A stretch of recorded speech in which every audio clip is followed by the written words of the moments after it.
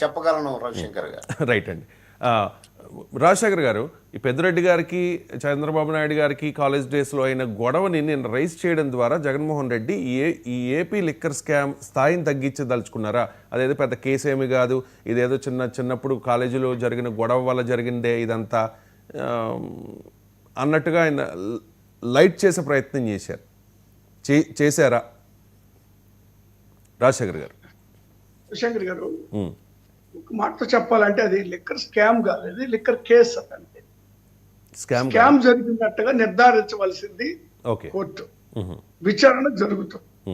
ఇప్పుడు నేను ఒక్కడే చెప్పదలుచుకున్నాను, ఆ కేసుకు సంబంధించినటువంటి సాక్ష్యాధారాలను సేకరించేటువంటి సందర్భంలో మరి ఎవరినైతే అరెస్ట్ చేశారో, ఎన్ని ఇబ్బందులు పెట్టారో, ఎన్ని రకాలుగా ఇబ్బంది పెట్టారో, వాళ్ళ చేత ఏ విధంగా స్టేట్మెంట్స్ వాళ్ళ దగ్గర నుంచి కన్ఫెషన్ స్టేట్మెంట్స్ తీసుకున్నారో చాలా స్పష్టంగా అందరికీ తెలిసిన విషయం. అది అదేవిధంగా వాళ్ళు బయటకు వచ్చి చెప్పడం కూడా జరిగింది. ఏం జరిగింది, అలా జరిగిందో అలా అదిరిచ్చి బెదిరించి వాళ్ళ మీద థర్డ్ డిగ్రీ ప్రయోగించి మరీ స్టేట్మెంట్స్ రికార్డ్ చేసి వాళ్ళే రాసుకొచ్చి వీళ్ళతో సంతకాలు పెట్టించినటువంటి పరిస్థితులు కూడా ఉన్నాయి. అంతిమంగా దాని ఉద్దేశం ఏంటి? ఈ కేసుకు సంబంధించినటువంటి అంశంలో వైఎస్ఆర్ కాంగ్రెస్ పార్టీ నాయకుల్ని లేదా జగన్మోహన్ రెడ్డి గారికి సన్నిహితంగా ఉన్నటువంటి ప్రతి ఒక్కరిని కూడా ఇరికించాలని, అంతిమంగా జగన్మోహన్ రెడ్డి గారిని ఈ కేసులో లాగాలి అనేటువంటి ఒక కుట్రపూరితమైనటువంటి ఆలోచనతోని ఈ కేసు ఇప్పటి వరకు కూడా. మరి అలా అయితే అప్రూవర్ గా మారమని చెప్పి ఫోర్స్ చేసి అప్రూవర్ గా మార్పించిన వాళ్ళతో మరి అంతిమ లబ్ధిదారులు ఆ బిగ్ బాస్ జగన్ అని చెప్పించేయచ్చు కదా?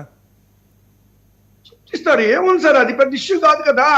ఇప్పుడు మోడీ గారి మీద ఆయన చెప్పిస్తారు, అమిత్ షా గారి మీద ఆయన చెప్పిస్తారు, ఇంకొకరి మీద ఆయన చెప్పిస్తారు. పెద్ద సమస్య ఉంది కావాలనుకుంటే. ఇప్పుడు రాజు దలుచుకుంటే దెబ్బలో కొడవ అంటారు కదా. ఇప్పుడు ఆయన చేయదలుచుకుంటే ఇప్పుడు సిట్ వేశారు. సిట్ అంటే ఏముంటది మరి? అధికార పార్టీ లేదా చంద్రబాబు నాయుడు గారు, లోకేష్ గారు సిట్ అంటే సిట్టు, స్టాండ్ అంటే స్టాండ్. వాళ్ళ పరిస్థితి ఆ విధంగా నడుస్తుంది ఈ రోజు. అయితే నేను మాత్రం ఒకటి, శివశంకర్ గారు మాట్లాడినటువంటి సందర్భం కూడా ఇప్పుడు పెద్దిరెడ్డి గారి లేదా చంద్రబాబు నాయుడు గారికి సంబంధించినటువంటి అది కేవలం ఒక మరి జరిగినటువంటి సంఘటన, అది ఆ రోజుల్లో జరిగిన సంఘటన గుర్తు చేశారు జగన్మోహన్ రెడ్డి గారు. చేయడం తప్పు కాదు, కానీ దానికి దీనికి లింకప్ చేశారు కదా. అప్పుడు పెద్దిరెడ్డి మీద కోపం ఉంది కాబట్టి మిథున్ రెడ్డిని అరెస్ట్ చేశారు అనేటువంటిది. ఏ విషయం మీదైనా ఒక కక్ష ఉంటే అది ఏదో ఒక విధంగా తీర్చుకునేటువంటి ప్రయత్నం జరుగుద్ది. తీర్చుకోవాలంటే పెద్దిరెడ్డి మీద తీర్చుకోవచ్చు కదా, రామచంద్రారెడ్డి గారి మీద తీర్చుకోవచ్చు కదా. మిథున్ రెడ్డి గారిని తీసుకొచ్చేసి అందులో పెట్టడంలోనే మరి అర్థమవుతా ఉంది అనేటువంటిది ఉద్దేశం. ఇప్పుడు పెద్దిరెడ్డి గారు ఆ రోజు పెద్దిరెడ్డి రాజారావు గారు చదువుకున్న రోజుల్లో చంద్రబాబు నాయుడు గారు చెప్పుతో కొట్టారని దేశం అందరికి తెలుసు. అక్కడ ఎవరిని అడిగినా చెప్తారు, అందరికీ తెలిసిన విషయమే. ఆ సందర్భాన్ని ఆయన గుర్తు చేశారు, అంతకు మించి ఇంకా వేరేదేం లేదు అక్కడ. మీరు దాన్ని పెద్దగా మనం మాట్లాడాల్సినటువంటి అవసరం లేదు. ఒక విచారణ జరుగుతుంది, విచారణ ప్రకారం మనం పోతాం. అయితే నాకు ఇంకొక సందర్భం ఏంటంటే, మరి కృష్ణాంజనేయ గారు కూడా మాట్లాడితే మరి ఆశ్చర్యం వేస్తా ఉంది. జగన్మోహన్ రెడ్డి గారు పర్యటనలో జనం వస్తా ఉన్నారు, అది చూస్తున్నారు, కళ్ళు ఉన్నా ఎవరైనా సరే చూస్తారు. లేదా ఒక పులివెందుల ఎమ్మెల్యే అయ్యే అనుకుంటున్నారు కదా వీళ్ళు. అలాంటి పరిస్థితుల్లో ఎందుకు అంత ఉలిక్కి పడుతుంది ప్రభుత్వం? ఎందుకు వేలాది మంది పోలీసులు పెట్టి కట్టడి చేస్తున్నారు? ఎందుకు రోడ్లు తోవేస్తా ఉన్నారు? ఎందుకు కార్యకర్తల మీద దాడులు చేస్తున్నారు, లేదా హౌస్ అరెస్టులు చేస్తున్నారు, నోటీసులు ఇస్తా ఉన్నారు జగన్మోహన్ రెడ్డి గారి పర్యటనలకు వెళ్తా ఉంటే?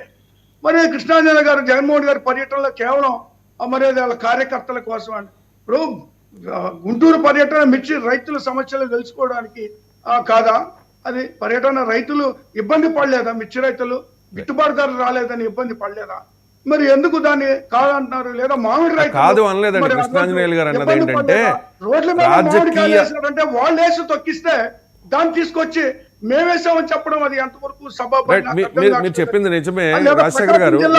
రైతులు గిట్టుబాటు ధర లేక రోడ్డులో పడ్డారు సందర్భంలో గుంటూరులో పొగాకు రైతులను పరామర్శించారు, బంగారుపాలెం వెళ్ళి మామిడి రైతులను పరామర్శించారు. అంతకు మించి ఈ రాజకీయంగా ఉపయోగపడేదానికే జగన్మోహన్ రెడ్డి వస్తూ ఉన్నారు. ఆయన ముఖ్యమంత్రిగా ఉన్నప్పుడు రాలేదు, కానీ ఇప్పుడు ఎవరైతే తప్పు చేశారని ఆరోపణలు ఎదుర్కొంటూ ఉన్నారో వాళ్ళకి ఏదైనా ఇబ్బంది కలిగితే వస్తూ ఉన్నారు తప్ప ప్రజల కోసం రావడం లేదు అనేది కృష్ణాంజనేయులు గారు వెర్షన్. ఈ కృష్ణాంజనేయులు గారు విశ్లేషకులా లేక విషం జిమ్మేవారో అర్థం కావట్లేదు.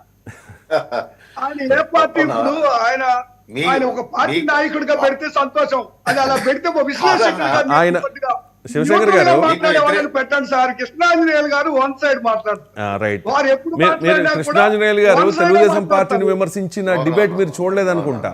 కృష్ణాంజనేయులు గారు జనసేన పార్టీని విమర్శించిన డిబేట్ మీరు చూడలేదనుకుంటా. చూడండి ఒకసారి. మేమిద్దరం చాలా డిబేట్స్ లో పాల్గొన్నాం. వారు చక్కగా మాట్లాడతారు. కాకపోతే ఏంటంటే వాళ్ళ మీద ఒక రాయి వేస్తారు, ఒక 10 రాళ్ళు మా మీద వేస్తారు. అటు విమర్శ చేయాలి కాబట్టి విమర్శ చేస్తారు. సరే, రైట్ రైట్ ఇక పాయింట్ కి వచ్చేద్దామండి. నారా లోకేష్ ఒక్క నిమిషం సమయం లేదు.